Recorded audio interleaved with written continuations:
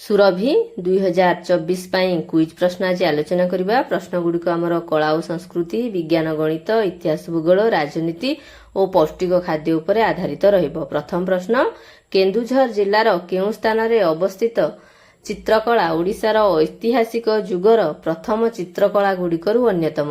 ରାବଣ ଛାୟା ପାହାଡ଼ରେ ଅବସ୍ଥିତ ଚିତ୍ରକଳା। ମୟୂରଭଞ୍ଜ ଜିଲ୍ଲାର କେଉଁ ସ୍ଥାନରେ ବୌଦ୍ଧ କୀର୍ତ୍ତିର ଧ୍ୱଂସାବଶେଷ ଦେଖିବାକୁ ମିଳେ? ଏହାର ସଠିକ ଉତ୍ତର ହେଉଛି ଖିଚିଂ। ପରବର୍ତ୍ତୀ ପ୍ରଶ୍ନ ଦେଖିବା। ଖଣ୍ଡଗିରି ପାହାଡ଼ରେ କେତୋଟି ଜୈନ ଗୁମ୍ଫା ରହିଛି? ଏହାର ଉତ୍ତର ହେଉଛି 15ଟି। ଖଣ୍ଡଗିରି ପାହାଡ଼ ଆମର ଭୁବନେଶ୍ୱର ଠାରେ ଅବସ୍ଥିତ। ପରବର୍ତ୍ତୀ ପ୍ରଶ୍ନ, ମିଆଁମାରର ପୁରାତନ ନାମ କ'ଣ ଥିଲା? ଏହାର ସଠିକ ଉତ୍ତରଟି ହେଉଛି ବର୍ମା। ଯଦି ଭିଡ଼ିଓଟି ଆପଣଙ୍କୁ ଭଲ ଲାଗିବ ତାହେଲେ ଆପଣ ଭିଡ଼ିଓକୁ ଲାଇକ୍ କରିବେ, ଚ୍ୟାନେଲକୁ ସବସ୍କ୍ରାଇବ କରିବେ। ଓଡ଼ିଶାରେ 9ଙ୍କ ଦୁର୍ଭିକ୍ଷ କେବେ ହୋଇଥିଲା? ଏହାର ସଠିକ ଉତ୍ତରଟି ହେଉଛି 1866 ମସିହାରେ। ପରବର୍ତ୍ତୀ ପ୍ରଶ୍ନ ଦେଖିବା। ମଧୁବାବୁ କେବେ ପ୍ରାଣତ୍ୟାଗ କରିଥିଲେ? ଏହାର ସଠିକ ଉତ୍ତରଟି ହେଉଛି 1934 ମସିହା ଫେବୃଆରୀ ମାସ 4 ତାରିଖରେ। ଓଡ଼ିଶା କେବେ ସ୍ୱତନ୍ତ୍ର ପ୍ରଦେଶ ଭାବେ ଗଠିତ ହେଲା? ଏହାର ସଠିକ ଉତ୍ତର ହେଉଛି 1936 ମସିହା ଏପ୍ରିଲ ମାସ 1 ତାରିଖରେ। ଡ୍ରାଇଭିଂ ଲାଇସେନ୍ସ ପ୍ରାପ୍ତି ନିମନ୍ତେ ସର୍ବନିମ୍ନ ବୟସ ସୀମା କେତେ? ଏହାର ସଠିକ ଉତ୍ତରଟି ହେଉଛି 18 ବର୍ଷ। ମିଆଁମାରର ରାଜଧାନୀ ନାମ କ'ଣ? ଏହାର ସଠିକ ଉତ୍ତରଟି ହେଉଛି ୟାଙ୍ଗୁନ। ଏହାର ପୁରାତନ ନାଁ ଥିଲା ରେଙ୍ଗୁନ। ପରବର୍ତ୍ତୀ ପ୍ରଶ୍ନ, ଚମ୍ପାରଣ ଆନ୍ଦୋଳନ କେବେ ହୋଇଥିଲା? ଏହାର ସଠିକ ଉତ୍ତରଟି ହେଉଛି 1917 ମସିହାରେ। ପରବର୍ତ୍ତୀ ପ୍ରଶ୍ନ ଦେଖିବା। ମୌଳିକ ଅଧିକାର ଆମ ସମ୍ବିଧାନର କେଉଁ ଭାଗରେ ବର୍ଣ୍ଣିତ? ଏହାର ସଠିକ ଉତ୍ତର ହେଉଛି 3ୟ ଭାଗରେ। ପରବର୍ତ୍ତୀ ପ୍ରଶ୍ନ ଦେଖିବା। ଅସ୍ପୃଶ୍ୟତା ନିବାରଣ ସମ୍ବିଧାନର କେଉଁ ଧାରାରେ ବର୍ଣ୍ଣିତ? ଏହାର ସଠିକ ଉତ୍ତରଟି ହେଉଛି ଧାରା ନମ୍ବର 17, ଯେଉଁଟାକି ଆମର ଛୁଆଁ ଅଛୁଆଁ ଭେଦଭାବ ରହିବ ନାହିଁ ଆମମାନଙ୍କ ଭିତରେ। ଲୋକସଭାର ଅଧିବେଶନରେ କିଏ ଅଧ୍ୟକ୍ଷତା କରିଥାନ୍ତି? ଏହାର ସଠିକ ଉତ୍ତରଟି ହେଉଛି ବାଚସ୍ପତି ବା ସ୍ପିକର ବି ତାଙ୍କୁ କୁହନ୍ତି। ଭାରତୀୟ ସଂସଦ କାହାକୁ ନେଇ ଗଠିତ? ଏହାର ସଠିକ ଉତ୍ତର ହେଉଛି ରାଷ୍ଟ୍ରପତି, ଲୋକସଭା ଏବଂ ରାଜ୍ୟସଭା, ଏହି 3 ଜଣଙ୍କୁ ନେଇକି ଆମର ସଂସଦ ଗଠିତ ବା ପାର୍ଲାମେଣ୍ଟ। ସତ୍ୟବାଦୀ ବନ ବିଦ୍ୟାଳୟ କିଏ ପ୍ରତିଷ୍ଠା କରିଥିଲେ? ଏହାର ସଠିକ ଉତ୍ତରଟି ହେଉଛି ଗୋପବନ୍ଧୁ ଦାସ। ଲାଲ ଲଜପତ ରାୟ କେବେ ମୃତ୍ୟୁବରଣ କରିଥିଲେ? ଏହାର ସଠିକ ଉତ୍ତରଟି ହେଉଛି 1928 ମସିହା ନଭେମ୍ବର ମାସ 17 ତାରିଖରେ। ଗାନ୍ଧୀ ଇରୱିନ ଚୁକ୍ତି କେବେ ହୋଇଥିଲା? ଏହାର ସଠିକ ଉତ୍ତରଟି ହେଉଛି 1931 ମସିହା। ଛତିଶଗଡ଼ର ରାଜଧାନୀର ନାମ କ'ଣ? ମନେ ରଖନ୍ତୁ, ଛତିଶଗଡ଼ ଆମ ଓଡ଼ିଶାର ପଡ଼ୋଶୀ ରାଜ୍ୟ। ଏହାର ରାଜଧାନୀର ନାମ ହେଉଛି ରାୟପୁର। ପରବର୍ତ୍ତୀ ପ୍ରଶ୍ନ ଦେଖିବା। ଓଜୋନ ସ୍ତର କେଉଁ ରଶ୍ମିକୁ ଶୋଷି ନେଇଥାଏ? ଏହାର ସଠିକ ଉତ୍ତରଟି ହେଉଛି ଅତି ବାଇଗଣୀ ରଶ୍ମି, ଯେଉଁଟାକି ଆମର ସୂର୍ଯ୍ୟଙ୍କ ଠାରୁ ଆସିଥାଏ। ବାୟୁରେ ଯବକ୍ଷାରଜାନର ପରିମାଣ କେତେ? ଏହାର ସଠିକ ଉତ୍ତରଟି ହେଉଛି 78% ବା ଶତକଡ଼ା 78 ଭାଗ। ବାୟୁରେ ଅମ୍ଳଜାନର ପରିମାଣ କେତେ?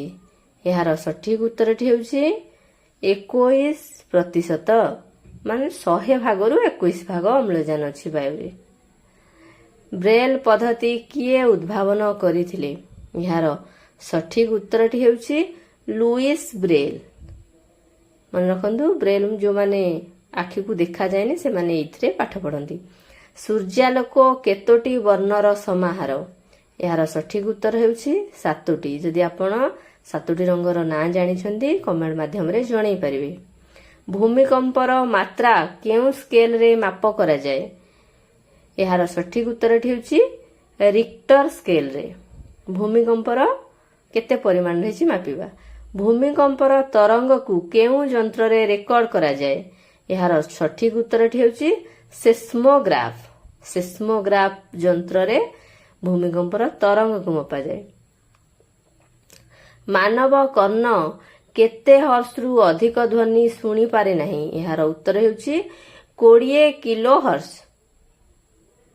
ସୂର୍ଯ୍ୟଙ୍କର କେଉଁ ବଳ ଯୋଗୁଁ ଗ୍ରହମାନେ ସୂର୍ଯ୍ୟଙ୍କ ଚାରିପଟେ ପରିକ୍ରମଣ କରନ୍ତି? ଏହାର ସଠିକ ଉତ୍ତର ହେଉଛି ମହାକର୍ଷଣ ବଳ। ପରବର୍ତ୍ତୀ ପ୍ରଶ୍ନ ଦେଖିବା। ପ୍ରାୟ କେତେ ବର୍ଷ ବୟସ ବେଳକୁ ଝିଅ ଓ ପୁଅ ଯେତିକି ଉଚ୍ଚ ହେବା କଥା ସେତିକି ହୋଇ ସାରିଥାନ୍ତି? ମନେ ରଖନ୍ତୁ, ପୁଅ ଝିଅ ମାନଙ୍କର ଉଚ୍ଚତା ବା ହାଇଟ୍ରେ ଆଉ ବଢେ ନାହିଁ କେତେ ବର୍ଷ ପରେ? 18 ବର୍ଷ। ସେମାନଙ୍କୁ 18 ବର୍ଷ ହୋଇଗଲେ ସେମାନଙ୍କ ହାଇଟ୍ ଆଉ ବଢେ ନାହିଁ।